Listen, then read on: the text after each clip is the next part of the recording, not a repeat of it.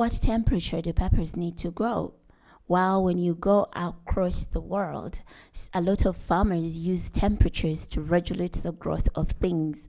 I know that may be a strange language if you are in a country like Uganda, which is tropical. All we have is the rainy season and the hot season. We don't know nothing about temperature because we don't use those kind of language.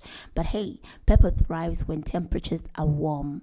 Being sensitive to the cold, planting should be delayed until the danger of frost is past in the spring. Ideal temperatures are 70 degrees Fahrenheit to 80 degrees Fahrenheit during the day and 60 degrees Fahrenheit to 70 degrees Fahrenheit at night.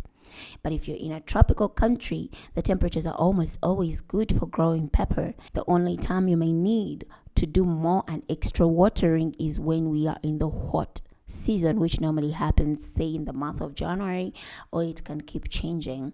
Incorporate watering when it's too hot.